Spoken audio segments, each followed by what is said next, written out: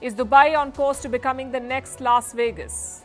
How did a weight loss drug maker become Europe's most valuable company, bigger than luxury giant LVMH? And a new study on why more and more people under the age of 50 are dying of cancer. All this and more coming up. The headlines first. The United States warns North Korea. Washington says Pyongyang will pay a price if it supplies arms to Russia. Reports say Kim Jong-un will travel to meet Vladimir Putin later this month. Sanctions hit Russia wants to secure more military supplies amid Ukraine's counter-offensive. The United Kingdom will ban the Wagner Group. The Russian mercenary outfit will be declared a terrorist organization. The move will put it on par with groups like the Islamic State and Al-Qaeda. The UK had already sanctioned Wagner founder Yevgeny Prigozhin, who died in a plane crash last month. Britain's second largest city, Birmingham, declares itself bankrupt. The city council stops all non-essential spending. The crisis comes after it was hit with equal pay claims amounting to over $950 million. Since 2020, Birmingham is the seventh council to declare financial distress. Gunfight erupts between Pakistan and Afghanistan at the Torkham border. It has shut down their the busiest trade crossing. In February, there was a gun battle at the same crossing. Ties between the two countries have been frosty ever since the Taliban returned to power.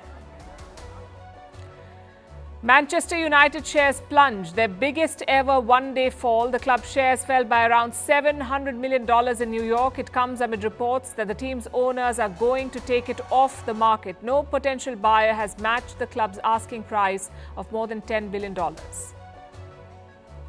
And the Rolling Stones are roaring back to life.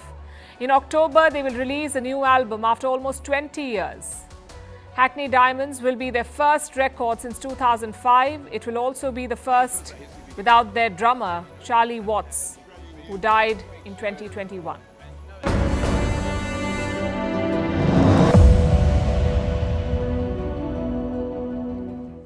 Xi Jinping is not coming for the G20 summit in New Delhi, but you already know that.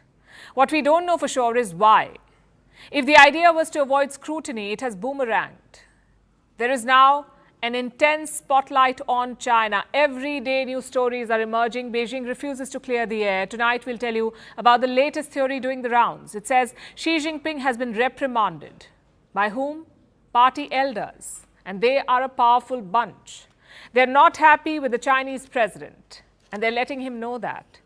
This is a rare instance of division within the Chinese establishment. Usually, critics of Xi Jinping end up behind bars or they just disappear. But this time, it's different. Senior Communist Party members are unhappy with the president. A few weeks ago, they held a secret meeting in China. It happened in a suburb of Beijing. The participants were Communist Party elders. They're like patriarchs in a family. And I say patriarchs because there are only men. No woman has ever made it to the top rungs of Chinese leadership. Now, these are men who have retired from official positions, but their influence in the party is still strong, so much so that they can shape Chinese policies. So these leaders met secretly outside Beijing. One of the key faces there was this man. His name is Zheng Qinghong. He is the former vice president of China. Zheng retired from government in the year 2007. He was a close ally of Jiang Zemin, the leader who presided over China when it was opening up. Jiang Zemin was president of China from 1993 to 2003, and Zheng was like his right-hand man. He also had a role to play in Xi Jinping's rise. Xi Jinping was his protege. Zheng ensured Xi's promotion to the Politburo. This is China's top decision-making body, the Politburo. And Xi Jinping was elected to it in 2007, and the move was a stepping stone towards his presidency. So you could say that Zheng paved the path for Xi Jinping's rise, which is why his opinion matters so much. Zheng met with other party leaders outside Beijing. They all had some concerns. The Communist Party elders think that there is political, economic and social turmoil in China, and if effective countermeasures are not taken, the party will lose public support. In fact, let me quote from what they said: "We cannot have more turmoil." So they expressed concerns and they decided to do something about what was happening. Their next meeting was in Bedehi. This is a seaside resort town, a very important place in China. Every year, the biggest leaders of the Communist Party meet here. It's an old tradition. This is an informal gathering. The meetings are kept private. China does not announce them. Neither does it share the outcomes of this summit.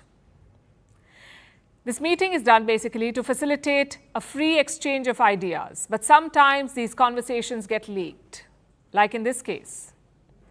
Some inside information has been leaked. Apparently, the party elders met Xi Jinping in private and they shared a list of complaints, the list that they had compiled before coming to Beidei. Now, they're unhappy about three main things. The recent purge in the Chinese military, 2 top generals who were in charge of China's rocket force went missing. This is said to have led to commotion within the PLA. Then China's foreign minister went missing. Beijing did not explain his disappearance. They just sacked him and appointed someone else. The elders wanted to know why. They think this episode has left China's foreign ministry unsettled. And their biggest concern is the economy. It's a complete mess. Investments are falling, growth is slowing down, and the debt bubble is bursting. The president was pulled up for all these things. What do you think was his response? He was not happy, of course. And he is said to have confided in his team. Turns out Xi Jinping blamed his predecessors for the problems. He blamed 3 men, Deng Xiaoping, Jiang Zemin, and Hu Jintao. He blamed them for the issues that are plaguing China today. We have some quotes. This is what the Chinese president reportedly said. All the issues that were left by the previous 3 leaders are on my shoulders. I've spent the last decade tackling them, but they remain unresolved. Am I to blame? That's apparently Xi Jinping venting after being pulled up by the party elders. Then he told his team to fix these problems, especially the economy. You see, it's the lifeblood of the Communist Party. In a country where political and social freedoms are curtailed, economic growth is the bargain that the government offers. If that too is lost, it poses existential challenges for the regime in Beijing. China's growth story looks bad, so much so that they've decided to stop releasing youth employment data. The decision came with a speech of Xi Jinping. Listen to what he said then.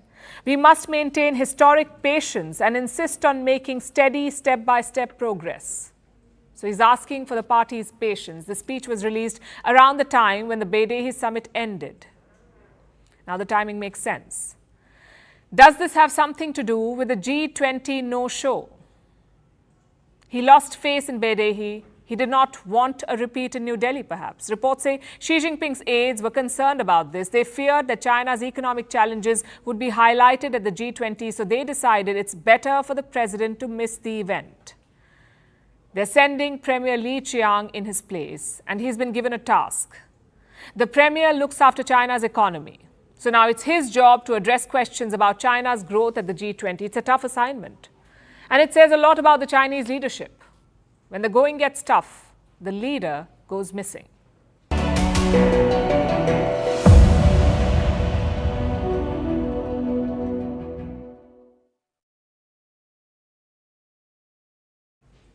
So Xi's absence is the talk of the town. Some believe it could derail India's agenda for the G20 summit, maybe shift the spotlight from important issues. But New Delhi does not seem worried. Foreign Minister Jaishankar has spoken about the 2 absentees, Xi Jinping and Vladimir Putin. The minister said such decisions are not unusual. He also said they have nothing to do with the host, India. Listen to this. I think at different points of time in G20, there have been some presidents or prime ministers who, for whatever reason, have chosen not to come themselves.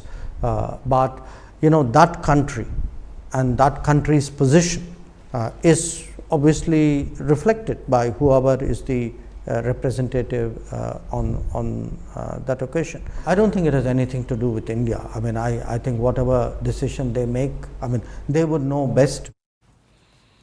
A bit generous, I would say. Putin's decision is indeed understandable. He's a wartime leader. He also has an international arrest warrant. But Xi Jinping's decision is not. He just visited South Africa for the BRICS summit. So not coming to India is questionable. It has all the makings of a sabotage. The United States has alluded to this. Their national security advisor was speaking about Xi Jinping's absence. He said, if China wants to play spoiler, it's their choice. As far as the question of tensions between India and China affecting the summit, really that's up to China. If China wants to come in and play the role of spoiler, of course that option is available to them. What I think the chair, India, will encourage them to do, what we, the United States, and every other member, virtually every other member of the G20 will do, is encourage them to come in a constructive way. Certainly less generous. But what about Jake Sullivan's president? Has Joe Biden survived the Wuhan virus scare? It seems like he has. Biden took another test on Tuesday, and that one also returned negative. So the White House has confirmed that Biden will travel to India after all. He's expected to depart Washington on Thursday, and on Friday he will hold talks with Prime Minister Modi. If you think that's early, well, think again. Biden is coming just 2 days in advance. Some leaders are already in New Delhi, like Bola Tinubu. He's the president of Nigeria. He and his delegation arrived in New Delhi on Tuesday. In case you're wondering, yes, he's the first head of state to arrive for the G20. Over the next few days, many more will be landing in New Delhi. In fact, the exact number is still not clear. You have around 20 leaders from member states. Then you have 9 invited countries. You also have heads of international organizations like the United Nations, the World Health Organization, the World Trade Organization, and the like. So simply put, the world will be run from New Delhi for 2 days. Of course, that means a lot of work. You need top-class surveillance, adequate security, proper connectivity, and of course, a lot of pomp. We told you about that yesterday, about what the cost will be. Around 1,000 crore rupees, which is $120 million. Let's take a closer look at the preparations then, starting with the airport. Each world leader will be traveling in their own plane. We're talking about high-value assets. Reports say the government is expecting at least 50 VVIP planes, 50. Where do you park them? 50 VVIP planes. The Delhi airport has around 220 parking stands. Most of the VVIP jets will be stationed there. A handful of them, like the US President's Air Force One, will be parked at the Palam Air Force Base. Will these arrivals hurt civilian traffic? Well, the government is trying to avoid that, but chances are it will. Flights on 4 dates have been reduced: September 8th, 9th, 10th and 11th. Airlines have been asked to cancel 25% of flights from Delhi on these days. That's around 160 flights. Some carriers have already started informing their passengers, if you have a flight on these dates, check with your airline, make sure it's not cancelled. And if you're looking to book, expect price surges and disruptions. As for the airport itself, it's all decked up. You can see lots of sculptures, fountains and murals. All of them have common themes. It's either India's G20 logo and presidency or something about Indian culture and history. So arrival done, now to hotels. Around 3,500 rooms have been booked across Delhi and nearby areas, 3,500 rooms. Some 10,000 hospitality professionals have been mobilized. Again, the focus is on Indian culture, the food, the decor and the welcome ceremony. All of it has been organized in line with the Indian culture. Across the city, final touches are being added, like painting pavements, brushing up statues, and watering public gardens. The people are also excited. Yes, they're bracing for some major disruptions. At the same time, there's also some curiosity. Most Indian youngsters have never seen a diplomatic event of this scale. Listen in to some of them. It's a time for India to highlight itself in front of the world, and the government is doing a great job. They're cleaning the roads and they beautified the Pragati Maidan where the whole show is going to happen. So I'm feeling great about it. It's a proud moment for being an Indian. It's a great privilege and opportunity for India to host this G20, and as we can see the preparations that are going on, one thing that is really a benefit of this, that we are cleaning our city. That is really good. Well, this was the government's idea to democratize the G20, to use this as a teaching experience for India's youth. In fact, Prime Minister Modi spoke about this in his interview to Moneycontrol. It was a long and detailed interaction, but 3 things stood out. First, his emphasis on the India model of growth. Listen to what he said, I'm quoting. When global leaders meet me, they're filled with a sense of optimism about India. They're also convinced that India has a lot to offer. India's growth is being achieved with a human-centric approach that can be replicated in other countries too.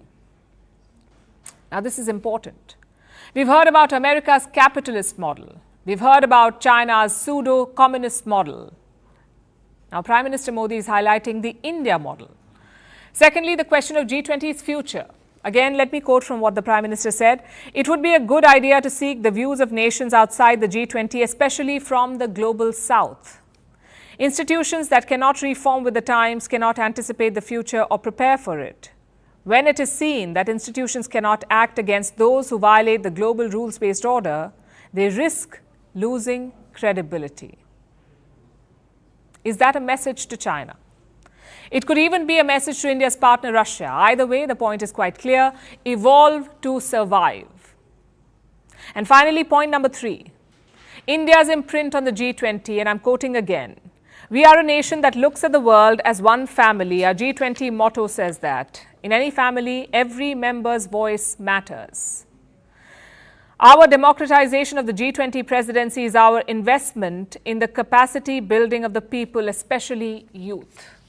Again, it's the India model. The idea is to make policy more people-centric, to make people feel like the stakeholders that they are. I know that's a lot to expect from one summit.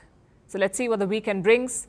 But before we end the story, here's a glimpse of where the main event is taking place, Bharat Mandapam. These night shots are from yesterday. The whole building is bathed in lights and lasers. The G20 member flags are visible in the front yard. You can also see this new statue. It's around 27 feet tall. It's a statue of Nataraj, a dancing depiction of the Hindu god Shiv. So New Delhi is ready and waiting for the G20 leaders. No expenses or effort has been spared. Now it's all about the execution. We'll be tracking all the updates throughout the next couple of days.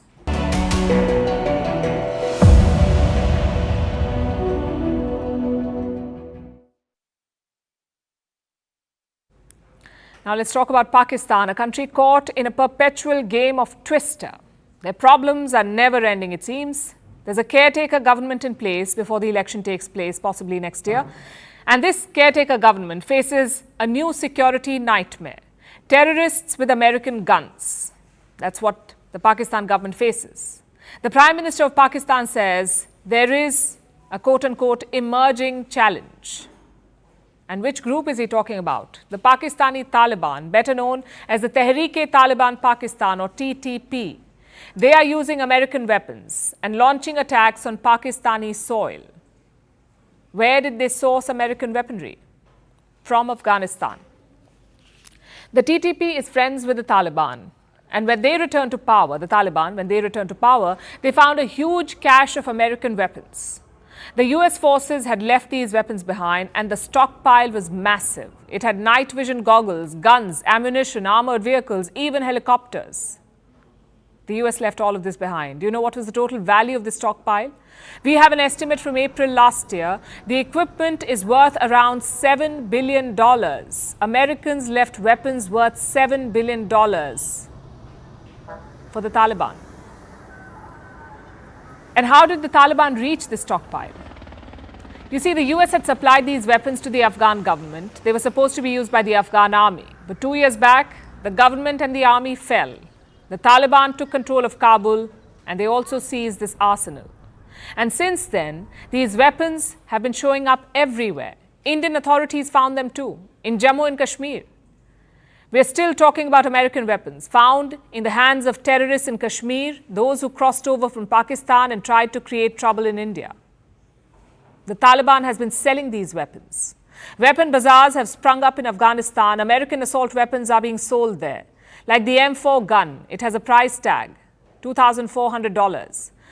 These markets have hardware from other countries too, like Russia's AK-47 rifle. It's a relatively cheaper weapon than the American M4. The Russian gun sells for as little as $130. So the Taliban are now arms dealers, the TTP are their clients, and Pakistan is their target. The TTP is going after Pakistan security forces, their soldiers and the police. And they're increasingly coming under attack. Terrorist attacks in Pakistan are rising. Last year, there was a 27% spike in the number of attacks. There were more than 200 terror attacks in Pakistan, and they killed more than 400 people. Pakistan has blamed the TTP for the surge, and the group agrees. They are taking credit, in fact, for all these attacks. Let me show you some pictures. They were released last year when the TTP attacked the Pakistani forces. They struck in 2 districts, South Waziristan and Bajaur. Apparently, the TTP used snipers. The shooters fired a dozen times. They used sophisticated equipment like thermal night vision and long-range rifles. Experts say Pakistani troops are struggling to repel these attacks. Last week, there were 2 more attacks. Again, the TTP was behind them, and the target was the Pakistani army. The first attack happened in Khyber Pakhtunkhwa. It was a suicide bombing. A terrorist on a bike rammed into a military convoy. The bike had explosives. 9 Pakistani soldiers died in this attack. The second attack was near the Afghan border. 2 Pakistani soldiers were killed here. One of them was a major.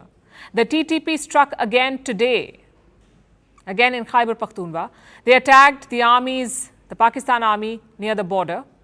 Reports say the TTP has captured 2 security checkpoints. Now, this group is becoming a serious threat for the Pakistani army. In July, even the army chief acknowledged this. He said the TTP was using safe havens in Afghanistan. So, indirectly, they're blaming the Taliban for their security issues. And the Taliban is a group created by Pakistan, nurtured, sustained, and brought back to power by the Pakistani regime. Now, the same Taliban is supporting the TTP. Pakistan wants Kabul to crack down. Instead, the Taliban is offering them advice. In July, Pakistan dispatched a special envoy to Kabul. It was a 3-day trip. The envoy had a simple assignment. He was supposed to meet Taliban leaders and deliver a stern message. Pakistan demanded, quote-unquote, decisive action against the TTP. Islamabad said, and I'm quoting again, its patience was wearing thin. And what was the Taliban's response? They met the envoy several times, but they refused to take action. Instead, they told Pakistan, and I'm quoting, to pursue the path of peace. The Taliban said Pakistan should talk to the TTP, talk about chickens coming home to roost. Pakistan propped up the Taliban to hurt India and others. They wanted a puppet regime in Kabul. Now that puppet has sprouted a mind of its own. It is offering diplomatic advice to Pakistan. Rawalpindi's grand strategy has been appended by homegrown terrorists.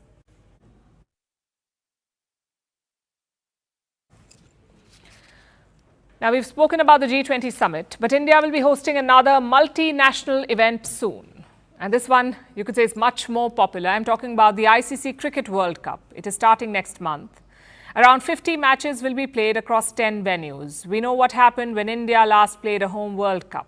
This was in the year 2011. India won the whole thing. So this time the expectations are high. Fans are hoping for a repeat of the 2011 magic. Millions of them are also looking forward to a stadium experience, to watch the men in blue live in action.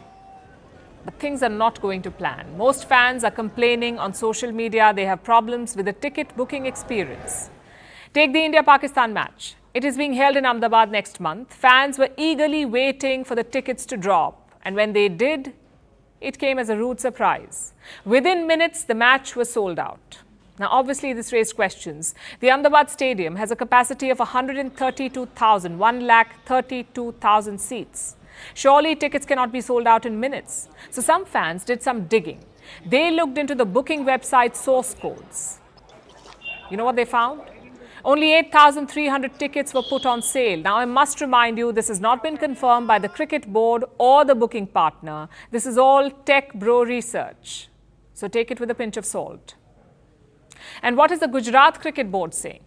According to them, only 10 to 15% of the seats are reserved. These are seats given to the BCCI and the ICC. They're not available for sale.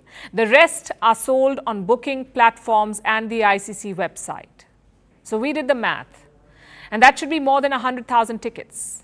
We're talking about an India-Pakistan match here. I bet millions of people would do anything to watch that match live. So 100,000 is not a stretch. Just a short while back, the BCCI made an announcement. They've decided to release 400,000 tickets. That's 400,000 across dozens of matches, 4 lakh tickets. Were these tickets withheld by the BCCI? Or are they being released from their quota? At this point, we don't know. So let's not dwell on that. Instead, let's focus on a real issue, the black market sales. There's a website called Viagogo. It deals in resale of tickets. Fans went to this website earlier this week. And guess what? Multiple tickets were available for the India-Pakistan match. But look at the price tag, 57 lakh rupees for one ticket, 57 lakh.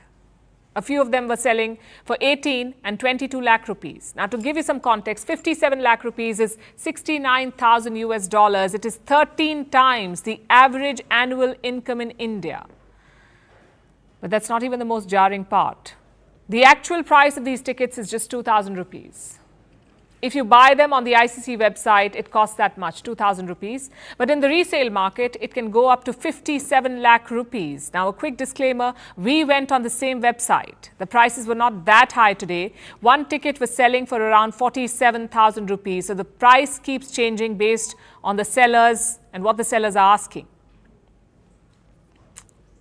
Having said that, 47,000 is still quite high. And I'll explain why this is a problem. Viagogo is a resale market. Fans who already have tickets are selling them on this platform. This is illegal. If you buy a ticket, you're supposed to attend the match. If you can't attend, give it to your friend. What you cannot do is this: sell it to desperate fans at 13 times the price. The ICC has repeatedly warned against this. You can resell tickets only via the official ticketing website, not through Viagogo, not through any other private player, yet it keeps happening. When these people scoop up tickets to resell them, the real fans lose out. Same with the hotel prices, the flight prices. Some hotels are charging up to 1 lakh rupees per night for one room, 1 lakh rupees. Imagine that. You got tickets for 2,000 rupees, but your hotel room could cost up to 1 lakh rupees. It's simply not fair. But how do we address these problems? And it's important that we do, because Indian cricket was built by Indian fans. They are the biggest stakeholders, and right now they have questions. They feel that the board is cheating them. In fact, some former players have also hinted at this, like Venkatesh Prasad. He asked the board to not take the fans for granted. He was a bowler. Now he's batting for transparency. And I guess that's the best solution. Come clean on the ticket sales. Tell us how many tickets were sold for each match. That should restore the trust of fans. As for the resale market, it's not a new problem really. Every major sporting event faces this issue, even the Football World Cup. So the solution will be a long-term one.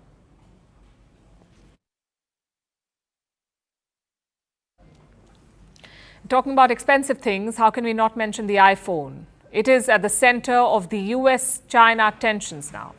Reports say China has banned government officials from using iPhones for work. In fact, they won't even be allowed to bring an iPhone to office. China is yet to respond to this report. Apple too has not issued a statement. So it's still not clear how widespread the orders are. The iPhone is the only foreign-made smartphone with a dominant share in the Chinese market. But the brewing tensions between Washington and Beijing could threaten that. Tech is at the center of the US-China tensions, and it looks like Apple could be their latest victim. Our next report tells you more. October 30th, 2009. It was a big day for both Apple and China. 2 years after launching in the US, the iPhone had finally hit the Chinese markets. But for Chinese people, it was nothing new. They weren't waiting for the official launch. Instead, they were tapping friends and relatives traveling abroad to bring back the iPhone. Such was the demand for the smartphone. 14 years later, Apple still dominates the high-end smartphone market in China. There's no dent to its charm. But even that charm couldn't keep it out of a geopolitical tussle. Apple finds itself in the middle of the US-China tech war. Reports suggest that China has banned government officials from using iPhones. They can't even bring them to work. It's still not clear what the exact orders are, or how many officials it affects. Beijing hasn't commented on this, and Apple too is yet to issue a statement. But if true, the ban could have a chilling effect, both on Apple and the foreign smartphone market in China. Apple counts China as one of its biggest markets. It relies on it for over 19% of its revenue. Plus, China is a major production site for the company. A vast majority of iPhones are assembled in China. The ban on Apple mirrors similar US bans on Huawei and TikTok. China has long tried to reduce dependence on foreign technology. This is to bolster cybersecurity and limit the flow of information outside its borders. But the matter of fact is, Apple's biggest selling point is privacy. And in the past, it has complied with China's rules. It has removed apps from the Play Store and built data centers in the country. But even these moves were not enough for China. or its concerns about national security. Plus, there's the tit-for-tat battle with the United States. Washington has already imposed strict controls, especially on the export of cutting-edge chips to China. Beijing, too, has hit back. It restricted shipments from firms like Boeing. Also, this won't be the first time China cracks down on high-profile foreign technology. Back in 2021, some officials were reportedly banned from driving Tesla cars. Security services were concerned about the cameras in the cars. They thought it could be used for espionage. So, is Apple the new victim in this tussle? Looks like it. So far, the company has been spared in the tech battle between the two economic powers, but not anymore.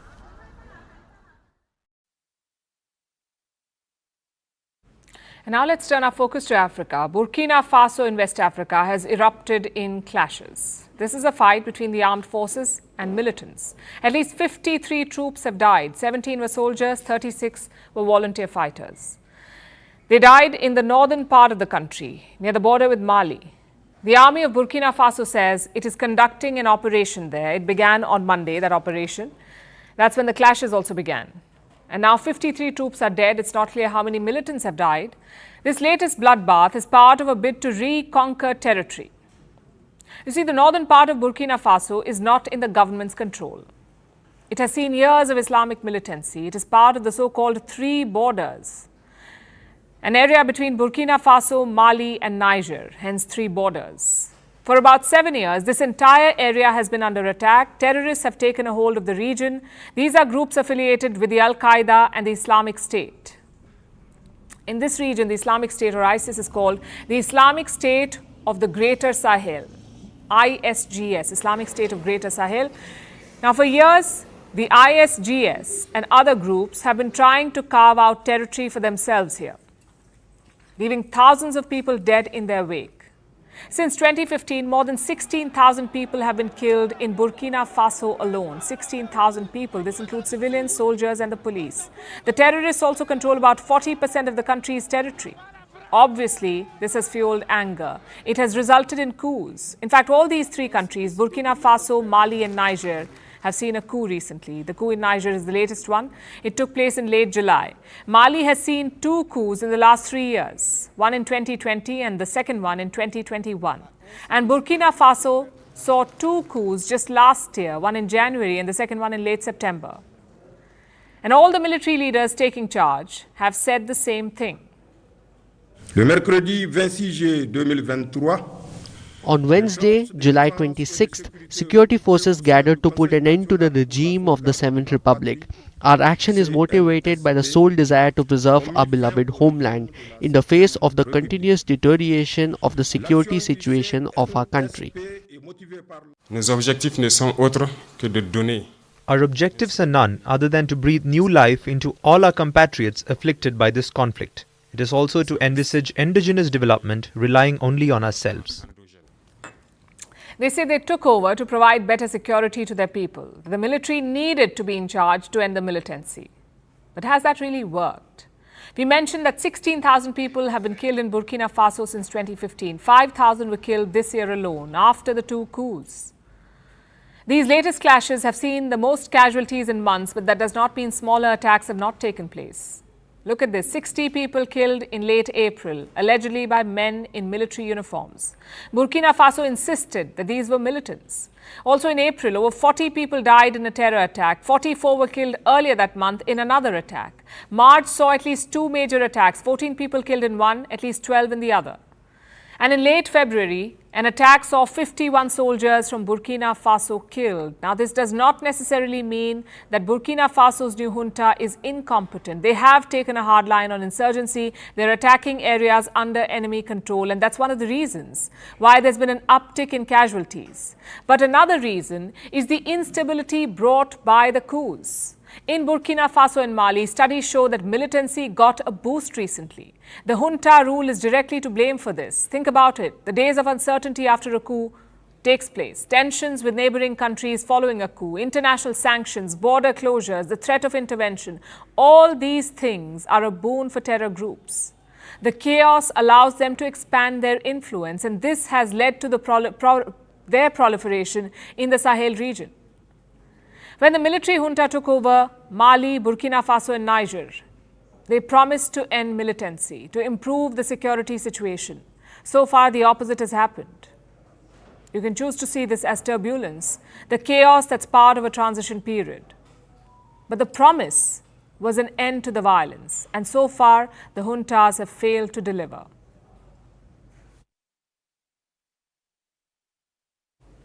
Now let's turn our attention to West Asia. What happens in Vegas could soon happen in Dubai. The United Arab Emirates has appointed a new gaming authority. It's not clear what gaming here refers to, but guess who has been hired to lead this federal entity? Veterans of the US gambling industry. The world is betting on a years-long speculation. The UAE could become the first Gulf state to legalize casinos. You see, Islam prohibits gambling. The UAE has strict regulations against it, but the country could wave aside religious criticism and decriminalize gambling. After all, the stakes are quite high. The UAE wants to triple its tourism revenue, and what better option than gambling? It could pull in over $6 billion in revenue every year. Our next report tells you more.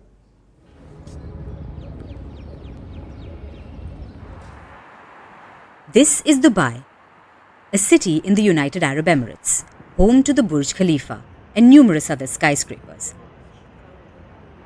Its highways are full of gas-guzzling sports cars, and the harbours are flooded with super yachts.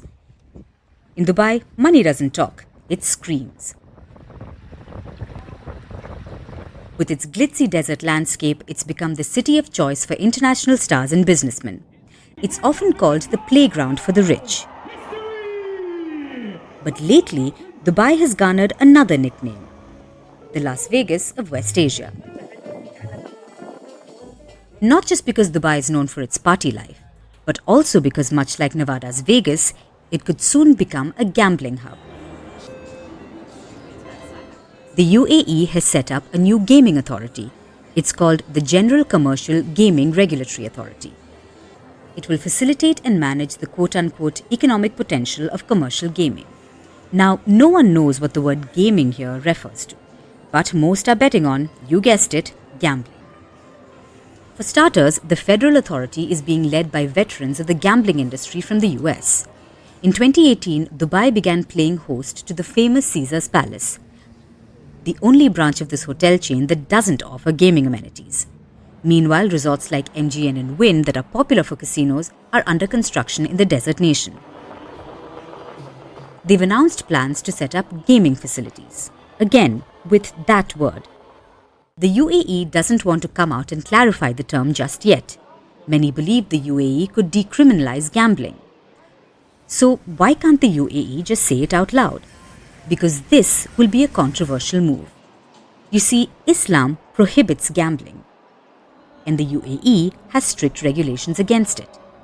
If caught gambling, one could face up to 2 years in prison. Countries like Egypt and Lebanon allow gambling. So does Malaysia, which is a predominantly Muslim nation. But if the UAE allows it, it will become the first Gulf state to legalize casinos. This is bound to ruffle some feathers, but experts say the UAE is keen to take its chances and wave aside religious criticism. Why? Because the stakes are high. The UAE plans to triple its tourism revenue.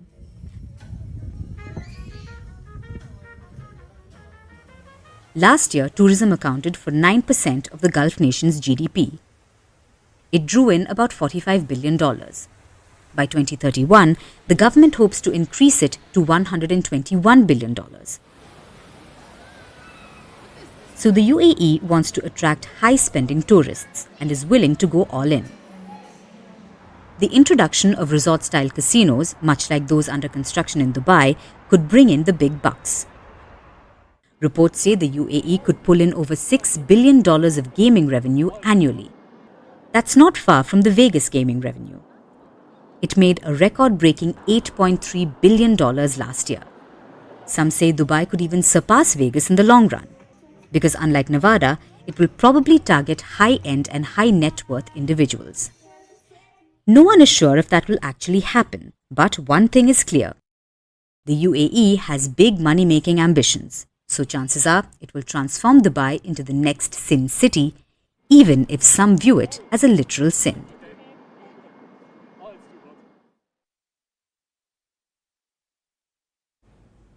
What's the best time to be a pharma company? From recent experience, I would say pandemics. It's like bonanza season for big pharma. Your products are flying off the shelves. But the current pandemic is almost behind us. Yet one pharma company is on a roll. Novo Nordisk. It's a pharma company based in Denmark. As of today, it's the most valuable company in Europe. More valuable than these guys, luxury brand LVMH. Novo Nordisk has a market capitalization of $428 billion and LVMH around $416 billion. And this is big news in the world of finance. LVMH owns some of the biggest luxury brands in the world like Louis Vuitton, Bulgari, Dior and Fendi.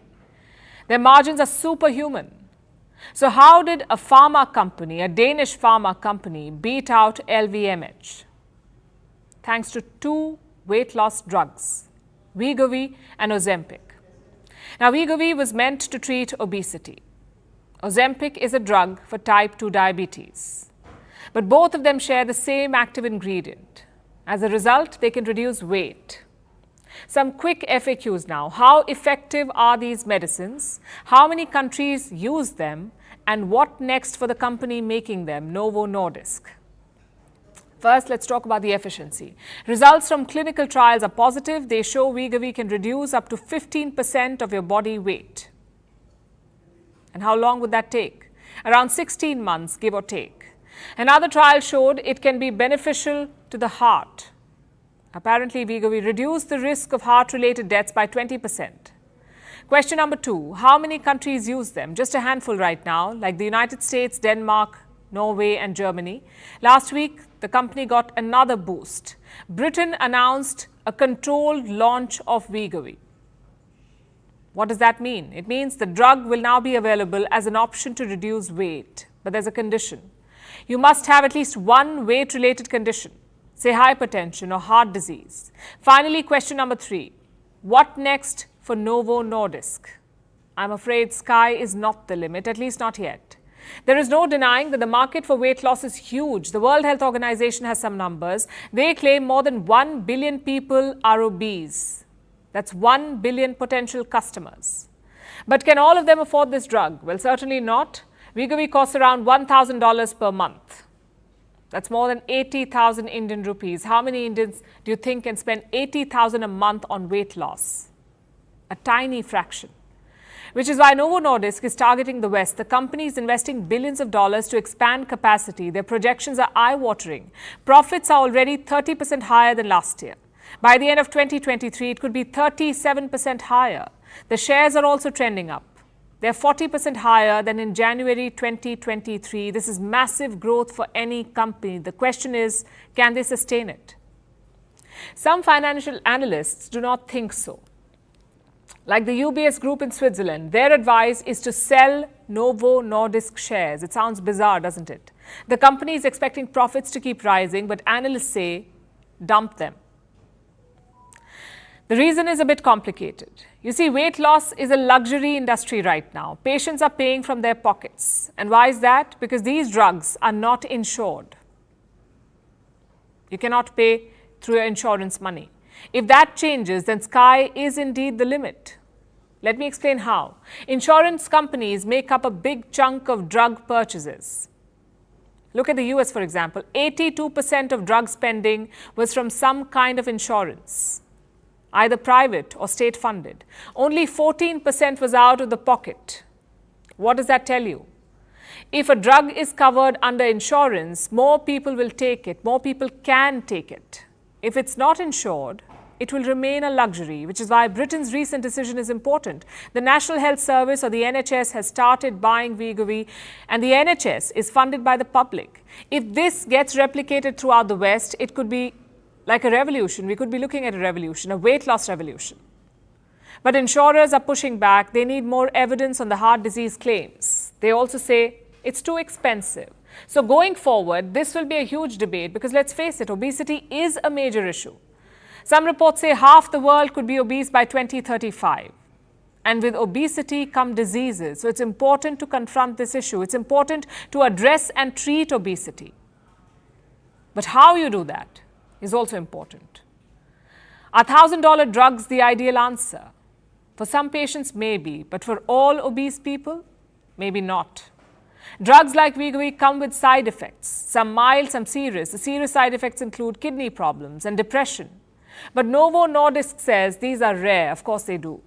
Another issue is the time frame of this medication. Doctors say it has to be taken for a long time. If you stop, you could regain the lost weight. So this is not a quick fix. It's a long-term fix, which is why you should consult your doctor. Do not listen to magical experiences on TikTok or YouTube, because pharma companies' bottom lines do not determine your medical needs. Only your body does.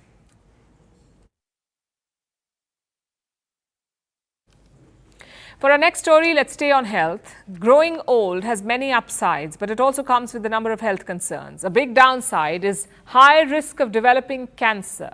Increasingly, age is a key risk factor. It has been well documented. But now a new study, the largest of its kind, puts more weight on this grim trend. It says cancer in people under the age of 50 is becoming more common. And how? Cancer cases in the under 50s increased by about 80%, 80% increase. And this happened in the last 3 decades, the world over. More than 1 million people below the age of 50 are dying of cancer every year, and this could increase by another 21% by 2030. What's behind these distressing numbers?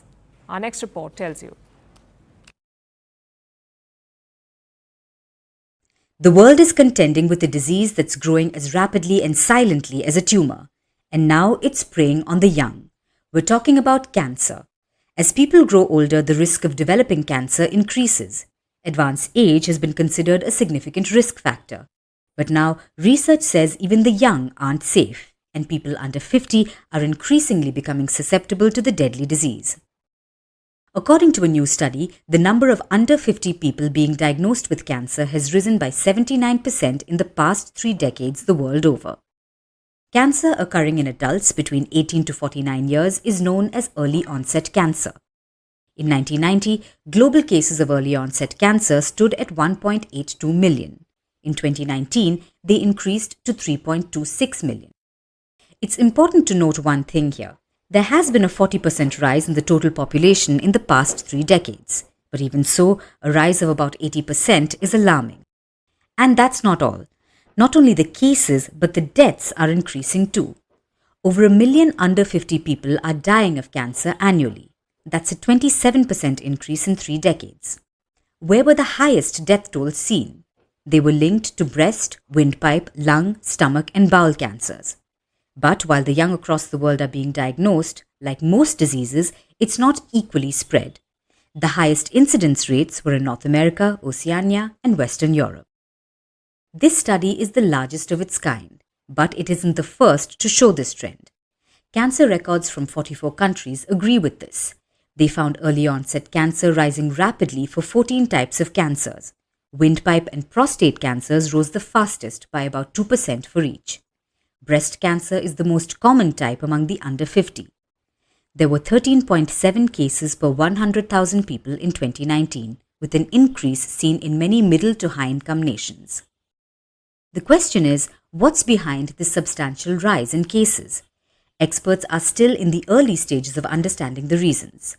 They say, much like in cancer cases in older people, genetic factors play a part here. But apart from that, they point to one factor: lifestyle choices. It's a broad issue. It includes poor diets, alcohol and tobacco use, and physical inactivity. Experts predict that ultra-processed foods are likely to blame as well. High blood sugar and excess weight also raises the risk of cancer. In fact, studies say that obesity increases the risk of 13 types of cancer. While this news is distressing, cancer still largely remains a disease of the old. Cancer in people under 50 may be increasing, but it's still fairly uncommon. 9 in 10 of all cancers affect people over 50. So while there's no reason to panic, both the young and the old can take steps to reduce the risk of cancer, like reducing smoking, maintaining a balanced diet, getting enough exercise, and protecting yourself while out in the sun. Studies are still unraveling the full scope of the problem, but they do say that no one is completely safe. And now it's time for Vantage Shots, images that tell the story. Have you ever abruptly walked out of a party or an event? If you have, then you and the President of the United States have something in common. Joe Biden has now sparked a controversy after he abruptly walked out of the Medal Honor ceremony. The Medal of Honor ceremony, in fact. No one knows why he did so, but the internet is calling it disrespectful. In Argentina, students used recycled lids to make a massive, messy mural. And Freddie Mercury's piano is up for auction for around $4 million. This was the piano on which he composed the 1975 hit song Bohemian Rhapsody. And finally, we're taking you back in history. On this day in 1975, 18-year-old Martina Navratilova sought political asylum in the US. The rising tennis star was defecting from communist Czechoslovakia. She became a US citizen in 1981 and went on to become one of the biggest tennis stars in history. We leave you on that note. Thank you for watching. We'll see you tomorrow.